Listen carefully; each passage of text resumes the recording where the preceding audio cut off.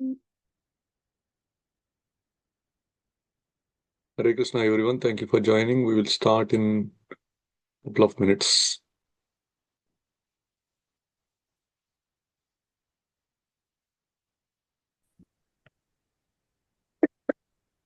So we completed until 5 chapters. We are going to start with the 6th chapter. We are in the Bhagavad-gita summary study, where we are going to give a brief introduction of every chapter on Bhagavad-gita in 18 days, the 18 chapters, so that in order to invoke the interest in all the participants to take Bhagavad-gita and start reading and transform their lives. So we are going to start with chapter 6. Let me share my screen.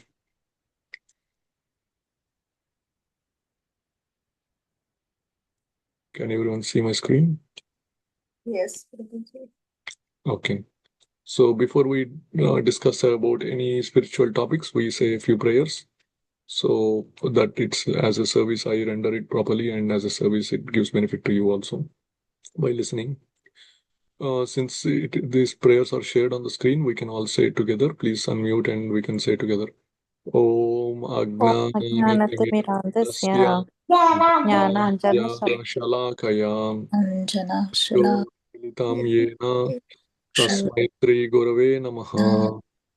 Nama Om Vishnupadaya Krishna Prastaya Bhutale Srimate Bhakti Vedanta Swamin Iti Namine Namaste Saraswate Deve Gaurani Vishesha Shunyavadi Paschatya Deshatarine Jai Shri Krishna Chaitanya Prabhu Nityananda Anand Shri Adara Srimasadi Gaura Bhakta Vrinda Hare Krishna Krishna Krishna Hare Hare Hare Rama Rama Rama Hare Hare.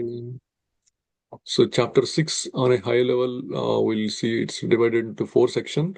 The name of the chapter is Dhyana Yoga. And this is the last chapter in the first section of Bhagavad Gita, which is which is called Karma Yoga. And the middle 6 chapters are Bhakti Yoga, and the last 6 chapters are Gnana Yoga. And in this particular chapter, we will see in the first 9 verses who is our friend and who is our enemy also. It's the same thing that is both our friend and enemy. And section 2 deals with Ashtanga Yoga. So let's say if someone wants to still try the Ashtanga Yoga process, Krishna will give that process also. And section 3 is success and failure in the yoga process. And finally, of all the yogis, we have discussed about so many yoga processes, right? We discussed about the karma yoga, karma sannyasa yoga, sakama karma yoga, nishkama karma yoga, also called bhakti yoga. Then we are going to discuss now the ashtanga yoga. We briefly touched as Gnana Yoga in chapter 4. Of all these yogis, who is the topmost yogi is going to be explained here. And the next 6 chapters, which is Bhakti Yoga, is going to explain all the activities of the topmost yogi, how they behave and how, which is nothing but Bhakti Yoga, which is like a sneak peek. So we'll every time I want this session to be interactive. So we will see, please, if you want to answer, please unmute and we can answer it. So who remembers what is the cause of our miseries?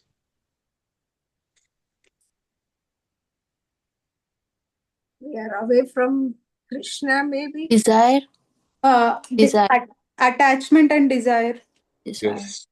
So you all are learning it very nicely and understanding. Our desires are actually the cause of our miseries, right? We read in the previous chapter itself.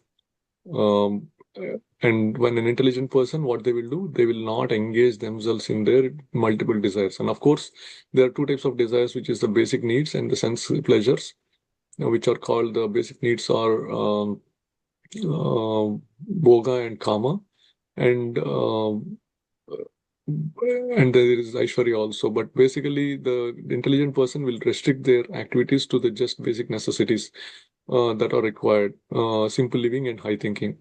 But a person who wants more and more sense pleasures, they will get more and more miseries.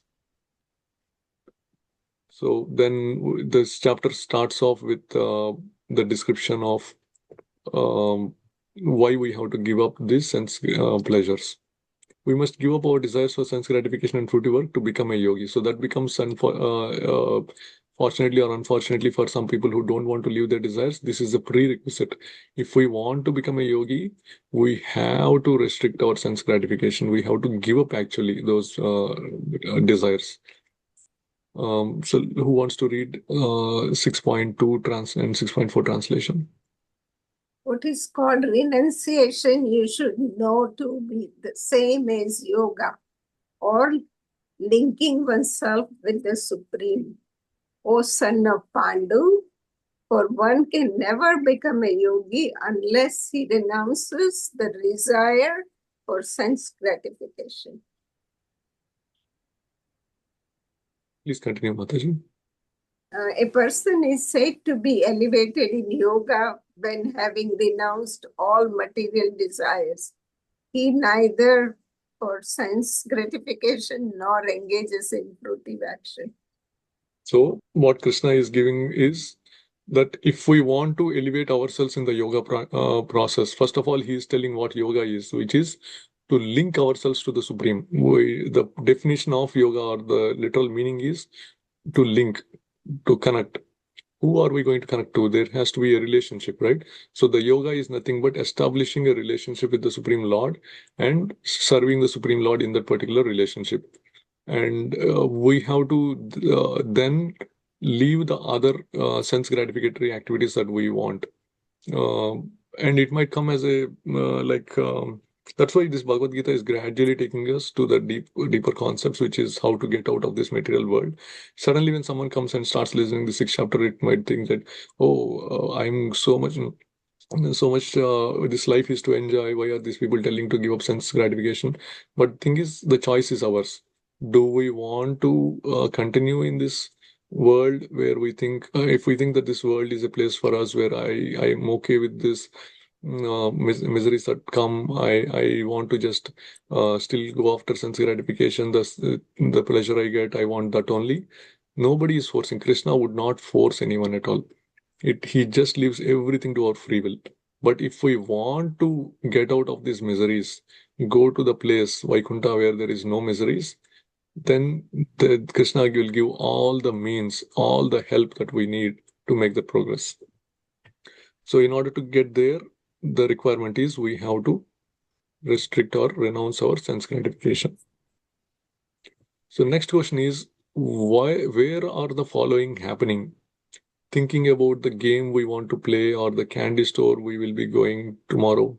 And I use these slides for both the adults and kids. So the second part is for kids. Feeling happy watching our favorite movie, or feeling sad when our friend gets hurt. Willing to learn something interesting, or deciding to give up something, finding it hard, or feeling scared about the test on Monday. Where are all these things, the thinking, feeling, willing happening?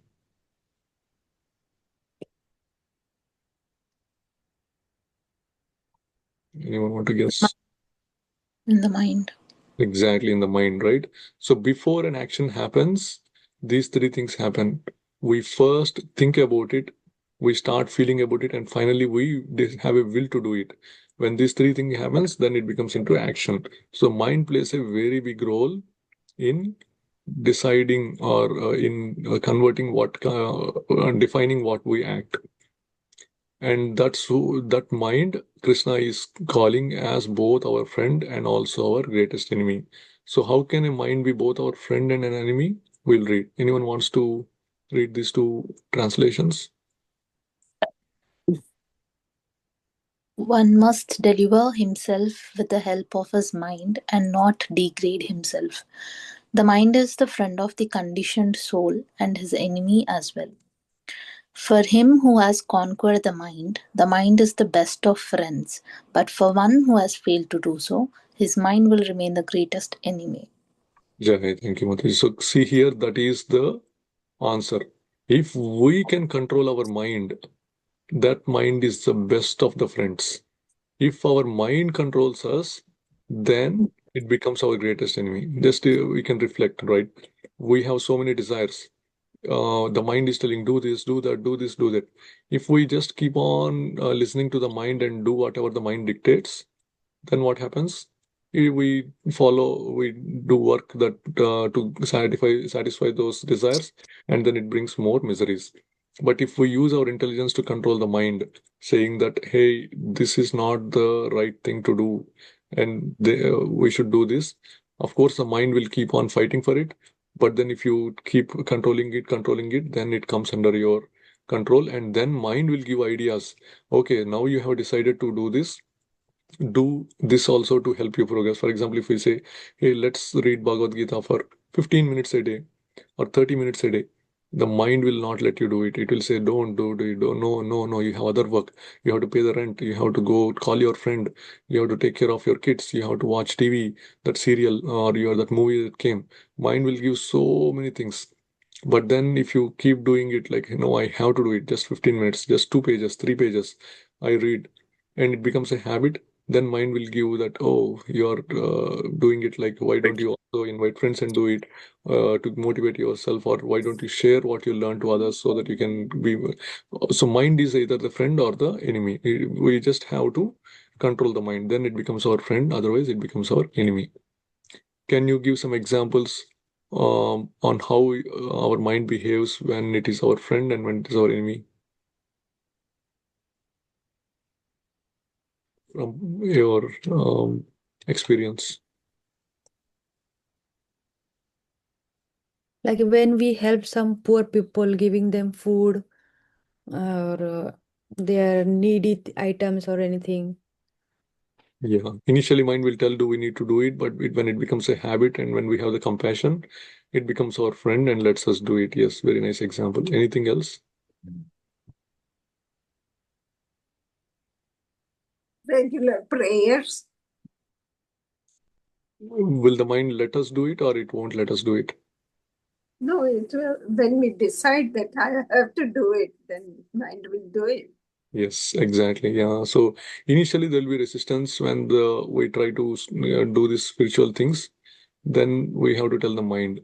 We'll also understand later that why that is the case, because mind is what is called part of the subtle body, and anything. Lower Yeah. than intelligence, right? So Yes. Yeah. intelligence will come. Yes. So now let's say, how can we control our mind? We are saying that we should stay away from the sense pleasures, which the mind keeps on pulling, and we want to make our mind the best friend, which is only by controlling it. How can we control it? Occupy Occupy ourselves is a good with example. him. Yeah. What But sometimes they, when it is occupied, yes, that's a great example. The mind will be not anchoring for other things. But some people generally think that you can control the mind by meditation, isn't it? right. And Krishna is not saying it's not possible, but then there is a process for that meditation. So now Krishna is introducing the Ashtanga Yoga process, which is also effective in controlling the mind. But then there are the exact set of rules that need to be followed in order to achieve that. Um, Anyone wants to read one verse? One person can read one verse, other person I can read. can read number 10. Okay, go ahead, Mataji. A, a transcendentalist should always try to concentrate his mind on the Supreme Self.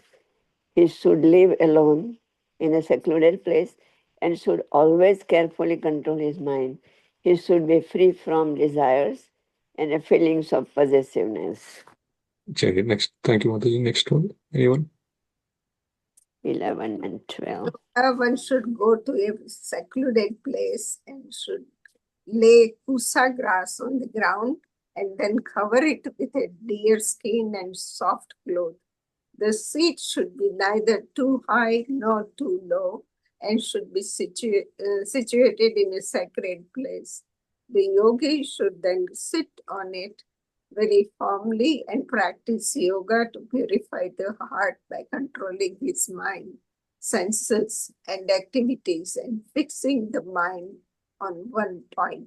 Jai, thank you, Mataji. So what is the process for Ashtanga Yoga? We have to first go to a secluded place where there is no human activity. Is there any such place in this current world? You think that it is secluded, but somebody will be there taking selfies, right? Mhm. So, so there is no such place in this world where there is secluded. That is the and then that secluded place must be a sacred place also. It means it should be either on the bank of a river or in the forest or some holy mountain and those areas, which are very difficult to find in this age, and then to also stay away from that the society and in that place. And what is the other condition? We have to lay kusha grass on the ground. It is a type of grass that you will find which will repel all the insects and things that will disturb, and snakes and reptiles. And we have to put deer skin, and all these things are Krishna is not just telling because of it, because this is the process that is prescribed in the Vedas. And Bhagavad Gita is called Gita Upanishad, means it is also it is the essence of all the Upanishads. And so if we want the meditation to work, this is the process where we have to sit with our back study. We have to, in the next verse, it is also going to tell about keep the eyes half closed, because if you completely open the eyes are going to get attracted to the sense objects that are outside. If we completely close the eyes, then we fall asleep. So the process is to keep the eyes half closed and focus it on the tip of the nose, and the mind to be focusing on a fixed point, and everything has to be very quiet in the nature when it is secluded. So is that place so a lot of people are doing meditation in the current society. Are those conditions met by those meditation? No. Because you are sitting in meditation and there is the AC constantly humming in the background, and that noise is there. And then you see people walking, and that yoga is only beneficial for getting a little peace of mind, or maybe just to make the body more uh, aerobic, what is that, more flexible. But it is not really helpful for making progress in spirituality, which is to get liberation. If we really want to do that, and if we have the seriousness, we have to leave everything. And is that possible? Can we meditate nicely in so many external influences? We said no. And then the other process is, yeah, it continues in that we can quickly put from anyone wants to read these three. I have a question about kusagras. Yes, go ahead, Mataji. Yeah. How do we get kusagras? Yeah, so we also have to any process, we need a spiritual master, right? So even if we want to follow the Ashtanga Yoga process, we need to approach someone who is expert in this process and take shelter from them and do it. But we don't have that kind of people practicing Ashtanga Yoga in this current age, so we cannot find. So Kusha grass is a kind of grass that is as it's very thin spikes, like it's like spiky and very tall. It's very soft, and yeah, it is very comfortable to sit like that. So, and it has a kind of aroma that emits that repels all kinds of insects. So they don't bother us when meditating. Wow. Yeah. Yeah. Anyone wants to read the next? 13, 14. Go ahead, I Mataji. can go. One should hold one's body, neck, head erect in a straight line and stare steadily at the tip of the nose. Thus, with an unagitated, subdued mind, devoid of fear, completely free from sex life, one should meditate upon me within the heart and make me the ultimate goal of life. Anyone else who did not get a chance to read wants to read Same one or the next one? the Next next one, one? 16. No possibility of one's becoming a yogi. Oh, Arjuna, if one eats too much or eats too little, sleeps too much or does not sleep enough. You can read the next one also.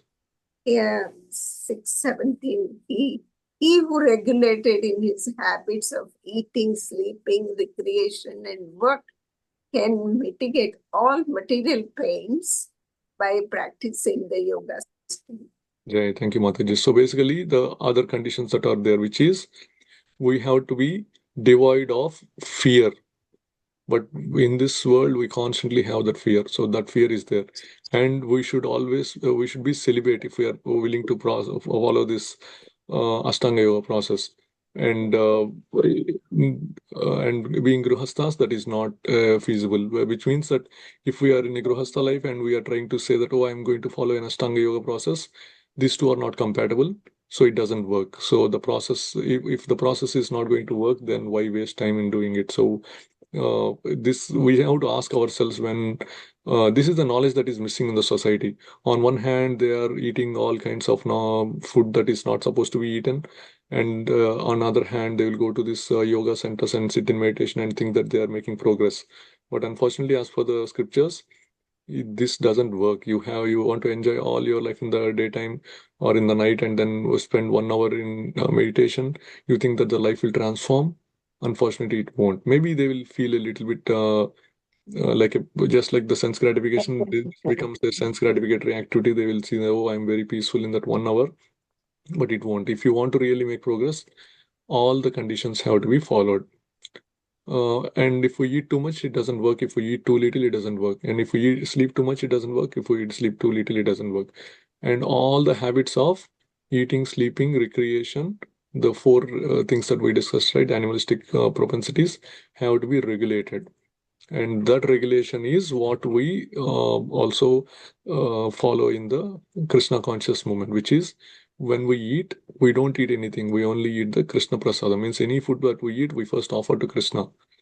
And when we sleep only like 6 hours or 7 hours maximum, and rest of the time we always dedicate to our of work or any of the devotional activities. And in terms of procreation, we only do it and with the that is the four things that we mentioned, right?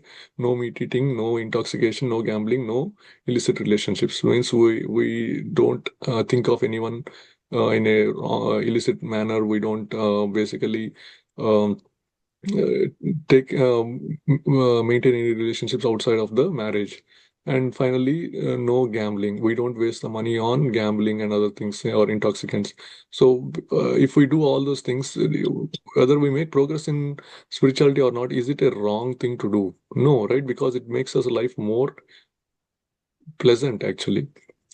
All this, if you are breaking those any of the principles of four things I mentioned, it's actually miserable. If you think about it, if you are gambling and you lose money, and you will be feeling very sad. If you are intoxicated, the next day morning you have hangover, and then you will be able to not focus anything, and the whole day will be bad. So those are the requirements for any kind of yoga processes, whether it is yoga or Ashtanga yoga or Gnana Yoga, Karma Yoga, Dhyana Yoga, or Bhakti Yoga also. Who is ready to go to the forest and meditate? Anyone wants to raise their hands? To go to the forest and meditate. So you want to go to the forest? How can we control our mind? But it can happen only once or twice. We can't go on a regular. So many actions. Yeah, but unfortunately, if we want to get liberated, we have to just leave our family relation backs, and we have to go to the forest and meditate, which is not feasible. At least I am not ready. Who else is not ready to do that? Can you guess? Oh, Arjuna is not ready to do that, I think. Haribol, yes. One person is surely not ready, and this is Arjuna, and that's why Arjuna is our role model because Arjuna outrightly says to Krishna, what process are you telling? I cannot do that." Anyone wants to read the translation? Arjuna said, okay. 33 now, huh? Yeah, whoever did not get a chance can read. Yeah, go ahead, Mata. We jump to 33. Yeah, because all the verses in between are more processes of Ashtanga Yoga only. Oh, And then, I see. yeah. Oh. Go ahead, Soumya Mataji, you want to read? Okay. Arjuna said, O Madhusudana, the system of yoga which you have summarized appears impractical and unendurable to me, for the mind is restless and unsteady. So Arjuna is saying that, oh Krishna, like what process are you telling? This is very impractical, where I cannot leave my family, I cannot go to the forest, and you're saying I have to fix my mind, but my mind is very much restless and unsteady. And he goes on to say, Chanchalam hi manah Krishna, Chanchala hi manah Chanchalam hi mana Krishna. Chalam mana Krishna. Pramati balavadridam, Brahmadi Pramadi Balavat Dridam. Pradam tasyaham nigraham manye, tasya Tasyaham Tasyaham Nigraham Manye. vayor ivasu dushkaram. vayor Vayo Rivasu. Translation, anyone? The mind is restless, turbulent, obstinate, and very strong. O Krishna, and to subdue it, I think, is more difficult than controlling the wind. So Wind, wow. Arjuna has a great power. What is it? He can actually focus his mind and create or he can either create a windstorm or stop a windstorm. So that is his ability. Such a person with so much ability to control the mind, he's saying that, oh Krishna, I cannot control the mind. So then think of us. How can we control the mind? So Arjuna is able to control the mind in some aspects where that is required to focus so heavily that who can control the mind here? At least I cannot. Nobody I have seen can control, but Arjuna can do that. But he himself is saying that I am not able to control the mind always. It keeps on dragging me here and there. So this process where I have to leave everything and constantly sit in meditation for hours and hours a day, and only get out of the meditation to eat some food and then go back to meditation, that doesn't work for me. So then what is the solution for controlling our pestering minds? What does Krishna say? He says, he agrees actually, but Krishna being the Supreme Lord, he has to give the complete knowledge. So he does give the process of Ashtanga Yoga in detail in the 6th chapter, but then he also agrees to what Arjuna is saying. Sri Bhagavan Uvacha Shri Bhagwan Vacha. acha Asamsayam Mahabaho asanch Asamshayam Asaya Mahabaho. Mahabaho. No Durnigraham Chalam manu Mano Durnigraham Chalam. Chalam. Abhyasena tu Kaunteya apya Abhyasena Abhyasena tu Kaunteya. Vairagyena cha Gruhyate. Vairagyena cha Vairagyena Grishyate. Gruyate. Translation, anyone wants to read? Lord Sri Krishna said, O mighty armed son of Kunti, it is undoubtedly very difficult to curb the restless mind, but it is possible by suitable practice and by Judgment. The two things that are there is Abhyasa and Vairagya. So that is the key. When we have to keep on practicing, whether we follow the Ashtanga Yoga process or any other process, the key is to control the mind, and that is possible by constant practice. So in the Krishna conscious movement, that's why we chant, which is when we are chanting, our mind is focused on the mantra that we are chanting. Mantra means mana iti trayate iti mantra. Means one that mana means mind. Trayate means which delivers, means which controls. So anything that controls the mind is called a mantra. And that's the mantra we all chant like Hare Krishna, Krishna Krishna, Hare Hare, Hare Rama, Rama Rama, Hare Hare. So we keep on chanting. Why? Because we want to control the mind. And by practice, it listens to us during the chanting, and we will be able to apply the same thing in the rest of the life also. And Vairagya means not the physical or the Vairagya that you see where we have to leave everything. Vairagya means mm, detachment in the mind.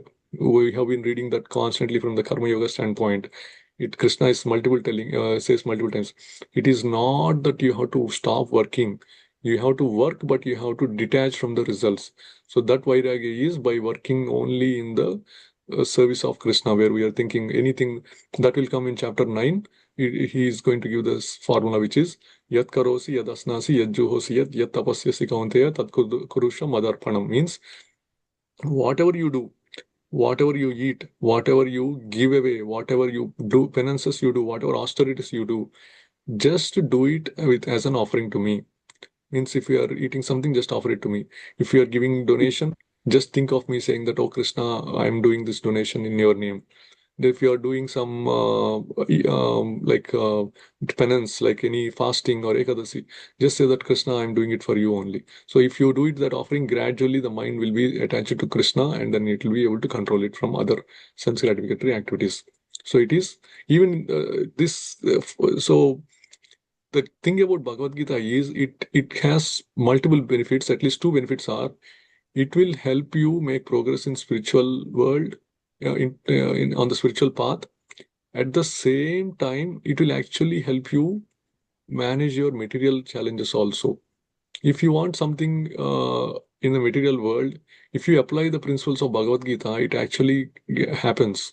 But of course, we don't recommend that, because these are all the results that you get from the material world is temporary also. So in this example, even if you want to become an expert in something in materially, if you keep on practicing and you detach yourself from other things and you are engaged only in that activity, won't you become an expert? You will automatically become an expert very quickly. So that is the same thing in spiritual world also. Can I ask you something? That you said mana iti. Manah trayate iti mantra. How do you say trayate? Is it a TRA? Yeah, TRA trayate. TRAYA TA. T. T. Oh, okay. T or T. Thank you so much. Yeah. Yeah. No. Prabhuji, this Manatrayate mantra, this is from which Purana, or from where did we get this reference? It is the Sanskrit grammar, Mataji. So in Sanskrit, the words are formed using their root words. So mana is the root word for mind, and trayate means to deliver. So the word mantras was the Sanskrit grammar wise, it came into being by combining these two words, mana and trayate. Thank you. Yeah, Hare Krishna. Yeah. So the last question for today is, Why why do we generally give up something? for better Because it's difficult to do. Yes, exactly. can That we give up something? So No, Krishna is saying, practice, practice, practice, but we try for first few times and then we give up because it is very difficult to do. What if I practice, I don't become perfect? What happens to all the effort? So now the question comes up is, oh, Krishna is telling this nicely to Arjuna. Arjuna is a great person, he can do it.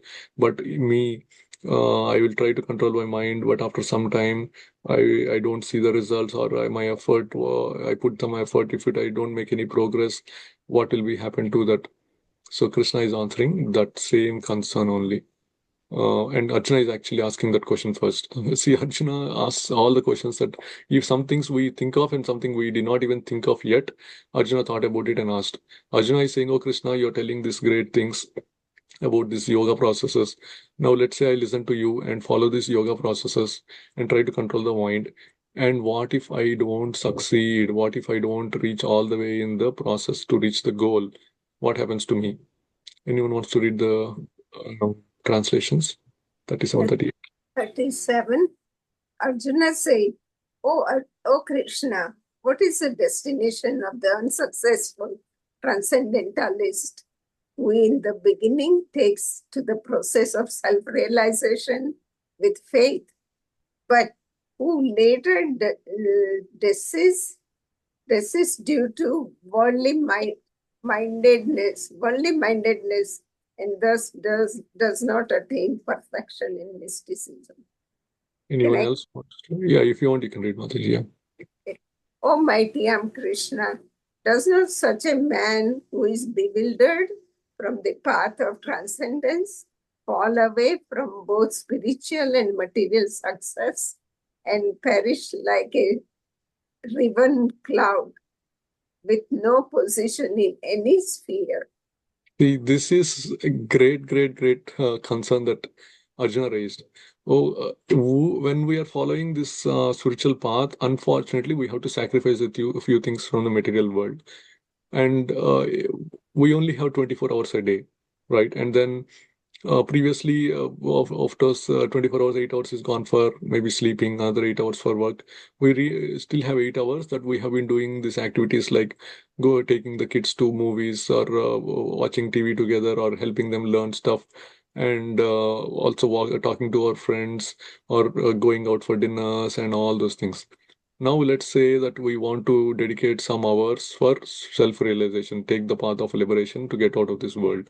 So maybe we reduce the sleep here and there, or the work we cannot reduce because in any part of the world, 8 hours is recommended as per the current society. And then we have to sacrifice something. Either we stop going out with the friends, or maybe if we have some dreams of starting a big company where we are spending previously some hours on researching about it, how to start a business and all, maybe we take that time and apply to spirituality. And at some point we reach to a point where, okay, this spirituality is not, we may feel like, because Maya is strong, it will give us so many challenges, and then we feel that, okay, this is not working out, I'm losing friends because I'm not able to spend time with them, and then I'm not able to make progress in the other dreams that I have, which is to start a big company and earn money. And suddenly you feel that you're losing on both sides, right? You think it's a lose-lose situation. Previously, you had some time and effort to put on the material world, on the material success. Now you have put that effort on the spirituality, which you don't see any progress because you have to put some effort constantly. What happens to that person? Arjuna is thinking that isn't it the person like a riven cloud? Like a riven cloud means the only cloud, small cloud that detaches away from the actual cloud and flows away. Means, are we like those people in the society where we are neither on the materially successful nor spiritually successful? What do Yeah, you, yeah. what do you think, Mataji? Yeah. So Krishna is actually answering that. What happens Oh. to our effort in Krishna consciousness if we don't succeed? And this is kind of answered in chapter 2 itself, because chapter 2 is a summary of all the Oh. chapters. He's saying Right. that Swalpam apyasya dharmasya trayate mahato bayat. So yeah, so trayate word he's here. Trayate means something that delivers from the greatest fear. So basically what it is meaning is even a little effort will save us from the greatest danger. Now Krishna is going to expand further on this one. Um, Anyone wants to read? Right. The blessed Lord said, Son of Pradha, a transcendentalist engaged in auspicious activities does not meet with destruction either in this world or in the spiritual world. One who does good, my friend, is never overcome by evil. So whatever pious activity, whatever you did, good stuff, even Yes, if you with you. forget for a while, it will come back to you. Yeah. So Or next verse also. it will not be wasted. Yes, Mataji. You want to read the next one, or anyone wants to read the next Hare Krishna, the one? unsuccessful yogi, after many years of enjoyment on the planets of the pious and living entities, is born into a family of righteous people or into the family of rich Right, aristocracy. So right. Krishna is revealing this. So we see some people born super rich, right? I don't have to say, but the picture is here. But the thing is, some people are born poor. What we have to understand is, it is not that something God is doing. It is actually the work that they did in the past lives. So what if you keep doing these pious activities, the results will always be with you. They don't go anywhere, and it will actually take you to give you enjoyment in after in the next life, and then we will be able to get a body either in a family of righteous That people, is means so. who follow dharma, or in a family of rich people. And that is the explanation of karma also, again, which is our previous activities will drive our future. But the challenge with this is the righteous people is okay, but the rich people, the big risk is there is we again get captured by Maya with our riches that we have. So all these pious credits are like immediately burnt off with our things. So these credits will be adding up, but then once we try to use them off by spending again on the sense gratificatory activities, we again lose them.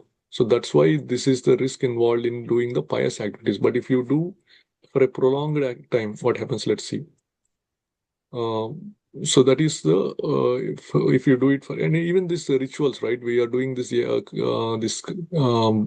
ritualistic activities. They are going to give you some benefit in this life also. But what if you take to the path of self-realization very seriously? Anyone wants to read the translations for these two?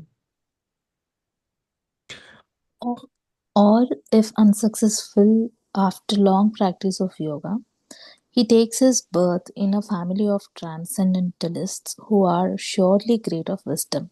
Certainly, such a birth is rare in this world. On taking such a birth, he revives the divine consciousness of his previous life and he again tries to make further progress in order to achieve complete success, O son of Kuru.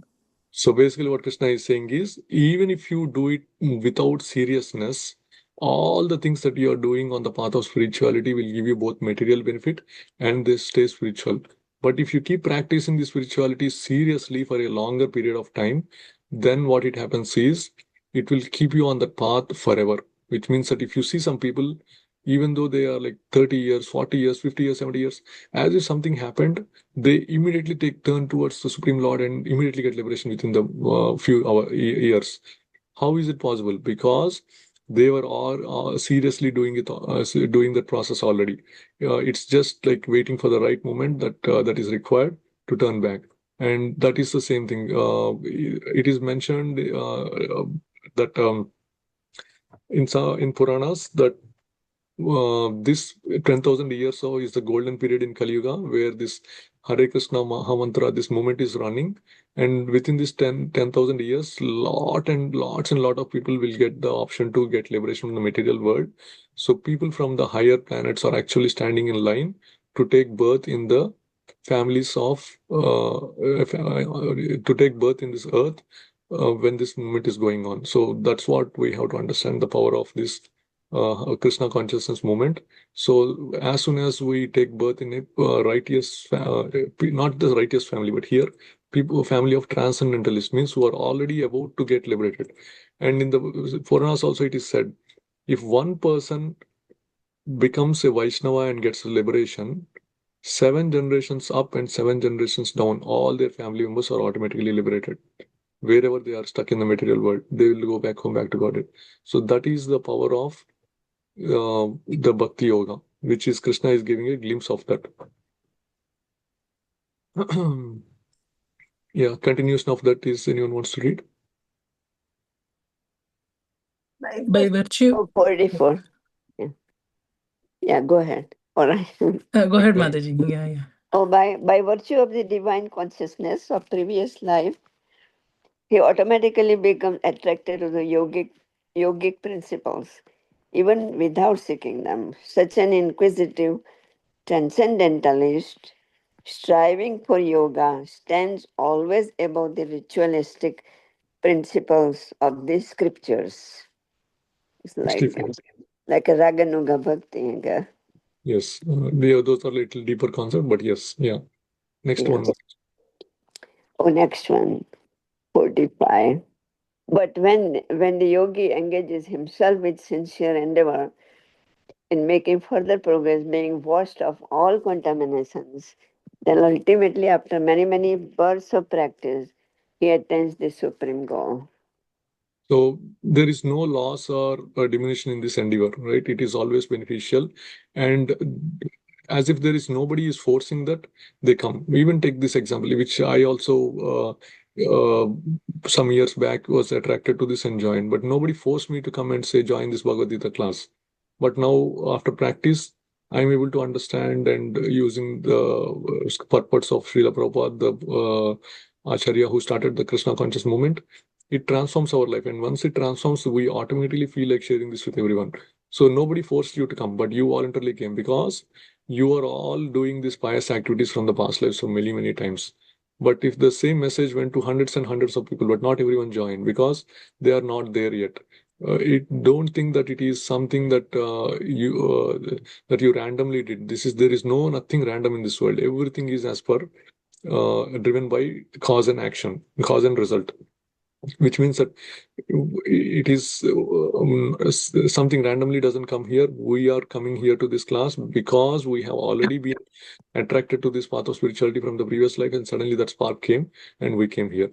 But we have the choice now whether we take it, continue forward and grow, keep building on it, or just that spark, okay, one spark fell, we felt inspired and go back to the previous activities because Maya is attractive and it'll in seventh chapter it will come how Maya will capture us. But yeah, we have that choice. Okay. And when we take this process further, it washes away all contaminations and finally it will give us liberation. And basically, it is saying many, many births because um, somebody who is practicing this kind of other yoga processes have to do it. But then when Bhakti Yoga is introduced, Bhakti Yoga will not have to take many, many births. That is another key. That is the most beneficial thing of Bhakti Yoga. I think I discussed in this class or the previous or in somewhere else. But in Bhakti Yoga, we are in all the other yoga processes, whether it is Karma Yoga, Jnana Yoga, Dhyana Yoga, we are relying on our own endeavor. In Karma Yoga, I have to constantly use the scriptural references and say that, am I doing the right thing or am I doing the wrong thing? In Jnana Yoga, I have to keep on reading the Vedas, Upanishads, all those things and trying to dissect, analyze the things happening around me, and then do it. And the Dhyana Yoga is I have to leave my family and go to a Himalayas or somewhere secluded place, sit on the kusha grass on the deer skin and try to meditate. But in the Bhakti Yoga, you don't have to do anything. You don't have to sit and read the Vedas. You don't have to leave your family. You don't have to worry about whether you're doing the right thing or not. Just do everything in service of Krishna, then everything gets purified. And that is why it is in the scriptures, it is mentioned that in the Kali Yuga, especially, where people are don't have the ability to live more than 100 years and who don't have the capacity to recollect everything, because the Vedas were originally not written. They were all transmitted orally, means the spiritual master would use to recite the Vedic mantras. The disciples would be very much like Ekasantagrahi, they say, which means once you listen, you immediately remember. They remember those and they practice and they become experts themselves. But in Kali Yuga, we don't have that power. We lost that. So what we have to do, we have to read. That's why Vyasadeva, when he saw that Kali Yuga is coming, he immediately wrote all these Vedas as books, 4 Vedas. There is only one Veda initially. Now he converted into 4 books: Rig Veda, Sama Veda, Yajur Veda, Atharva Veda, and gave it to each of his disciples to spread that knowledge across the world. And similarly, uh, that's why we cannot read the Vedas. We cannot recollect anything, the Mandabhagya, and that's why if a person, if a father is merciful, and he has, let's say, 4 kids, um, and he says that you reach the top of the mountain and you will succeed, and 3 kids are very much active, well built. One kid is not. One kid is he doesn't have, either he is challenged physically or he mentally he doesn't have the ability. Would the father say that no, you still have to climb that mountain, only then I will give you the thing? Will he do that or will he not do that? If you are the father or you are the mother, will you give the same criteria for all your children irrespective of their capabilities? Yes. Okay, you are very impartial. But I don't think so. what in Krishna conscious, Krishna is saying that if a father is merciful, right? If somebody did not have the ability, why would he make the process very hard? Especially if someone says, "Oh, mother, I cannot do this because you know my limitations. Should I still do the same thing?" What would you say? Would you be merciful to that child or no? Excuse, Yes, we will be merciful. Because we know excuse. from stories also, right? Because during Ganesh Chaturthi we read the story. Um, Lord Shiva has 2 children. One is Ganesha and one is Kartikeya, or Kartik we call. And he say there was all the devatas come and approach Lord Shiva and Parvati saying that, hey, we need a leader and we need one of your kids to be the leader. And Shiva says, oh, Kartik and oh, Ganesh, go and circumambulate all the holy rivers and come back. Whoever comes back first will be they'll be the leader for all the devatas. Then before he completed the word, the Karthik jumped on his peacock and went and started circumambulating all the holy rivers. And what did Ganesh do? Ganesh just, He, yeah, he parrot. approached Shiva and Parvati and said, "Oh mother, oh father, what is this? You know my abilities. I cannot go as fast as like that. What should I do? I'm completely surrendering onto you. Tell me." Then Shiva says, "Don't worry, Ganesha. You just chant the Narayana mantra and circumambulate around us." Then he did not say circulate around us. He said just chant the Narayana mantra. What does Ganesh Oh, do? wow. He takes the Mhm. Narayana mantra and circumambulates around Shiva and Parvati, and wherever Karthik goes, he already sees Ganesha circumambulating that river. He goes everywhere. Every river, Ganesha was already there for to his eyes. And when Karthik comes back, he says, "Oh, mother, father, I think my brother won. He has to make." Oh, So basically, that is the same thing here. We all don't have the abilities that we had in the previous other three yugas. People are ekasantagrahis. They can live for more than 100 years. They live for thousands of years. We cannot. Why would the God being merciful make the process so hard for us? He won't. That's why in Kali Yuga he said, Harir Nama, Harir Namaiva Kevalam, Kalau Kevalam. Nasteva Gatranyata. Means it is mentioned, if something in the scriptures, these Vedic scriptures are have to be transmitting vast knowledge in as little words as possible, isn't it? Because they have to be preserved. If you write books and books, like hundred thousands books, they will be very difficult to maintain. But then in this verse, it is mentioned as Harir Nama, Harir Nama, Harir Nama. Three times it is repeated. Kalo Nasteva Gatranya. Means there is no other way, no other way, no other way in Kali Yuga of deliverance but to chant the holy name of the Lord. And if you see it or not, this happens constantly without our knowledge. It becomes it has been embedded into the culture, and I'm sure in other countries or other religions also, where holy name is very important. But we always read the Vishnu Sahasranama, Lalita Sahasranama, or we sing the different bhajans, which is the names of the Supreme Lord. Why is that? Because in Kali Yuga, that gives immense benefit. Even doing that will give you the greatest benefit. But then there is also in the Puranas, it is said that Sri Rama Rama Rameti Rame Rame Manorame Sahasranama Tatulyam Rama Nama Varanane. Means if you say the word Rama once, which is equal to saying the names of Vishnu 1,000 times, which is if you say Rama, you are automatically saying Sahasranama of Vishnu. And it is also mentioned the same thing with Krishna's name also. If you say Krishna once, it is saying Vishnu's name 3,000 times. So in the Hare Krishna Mahamantra that we chant, that is prescribed for this age, how many Krishnas you have? You have 4 Krishna, right? Hare Krishna, Krishna Krishna, Hare Hare. And how many Ramas you have? Hare Rama, Hare Rama, Rama Hare Hare. So 4 Krishnas, 4 Ramas. So Krishna is 3 times 4 into 3, 12, and 4 Ramas is another 1,000, so total 16. So by saying the Hare Krishna Mahamantra once, we are saying the Vishnu Sahasranama 16 times already.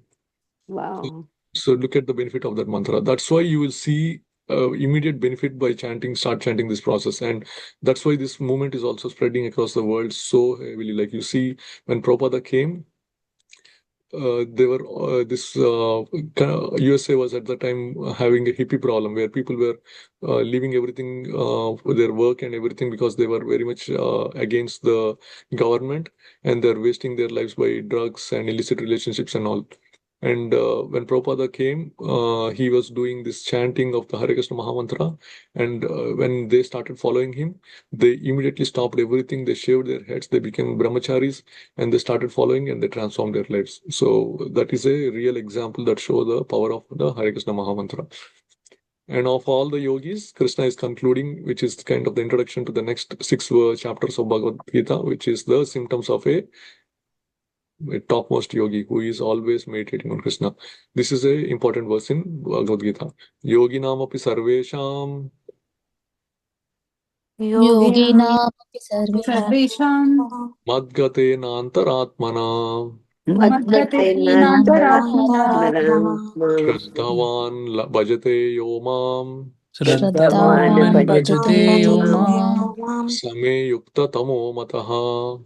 समे Same युक्ततमो yukta tamo तमेव mataha. मतः Of all the yogis, the one with great faith who always abides in me, thinks of me within himself, and renders transcendental loving service to me, he is the most intimately united with me in yoga and is the highest of all. That is my opinion. So Krishna is giving his opinion. Somebody who is constantly thinking of Krishna only, but with great Shraddha, faith. And Shraddha is the first step in devotional service. Those Shraddha. So if Faith. we have the faith in Krishna and if we are constantly thinking of Krishna, then we are automatically most intimately united with him already in the yoga process. And we will see the benefit of that in the next chapters. Any questions before we close today's session? Yeah, I have a question. Yes, The, sir. the title of this chapter is Sankhya Yoga, No, and you Dhyana give Yoga. it Dhyan Yoga. Is this the same like a Dhyan Yoga or? Yeah, so this chapter is Dhyana Yoga. Chapter 2 is Sankhya Yoga. This one is Dhyana Yoga. Oh, it says chapter 6 is Sankhya. Where does it say, Mataji? It's the beginning of 6th chapter. We read today. It says Sankhya Yoga here. Right? Okay, that Everybody? is the question. Yeah. So that is The the book question here. that Arjuna is asking. Is Sankhya Yoga better or the Dhyana Yoga better? Which is what is the chapter starting with? Which we skipped it because you will read that. Let me. Was there? You can read the verse translation. Oh, the first one? Yeah. Oh, Anasrita, that one? Anasrita karma phalam karyam karma karotiya sa sannyasi cha yogi cha no nir, nir, narna narna chat chakriya. Oh, so I don't see Sankhya in there. Where do you see Sankhya? Sankhya in the book, in a chapter named Sankhya Yoga. I have, this is the one. Let me show you the book I have. This is the one I have. Okay, but can you show where it shows Sankhya? Here, in a chapter 6. Okay, because Not everybody has it. Yeah. yeah, it is the same Bhagavad-gita we have. It says Dhyana Yoga here. So maybe I'll check it out what version it is. Maybe it's a printing mistake. Because if we see in Veda.io, Vedavest.io, it says Dhyana Yoga. It should not say Sankhya. Maybe it's a printing. That's a good point. We'll follow up on that one. Oh, wow. I didn't know that. Oh, okay. At least Sankhya is Dhyana or Dhyana, right? Dhyana Yoga. Okay. Yeah, So it's you, definitely saying it's a 72 edition. okay, maybe We some are printing going mistake. back to 72. Okay, so any other questions, reflections from anyone?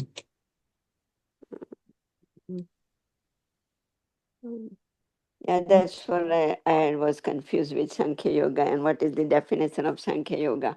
Yeah, It's the analytical study of the self, right? which is chapter 2. Yeah. Oh, chapter 2. Okay. Okay. Yeah, go ahead. So, Prabhuji, in the beginning of the class, we just started with that, like one song that is Kunja Vihari, that one, Yeah. Jaya Radha Madhava. So, can you explain the meaning of that phrase? Yeah, I was sharing that slide previously. I can send it after the class, the song and the meaning. Is that okay?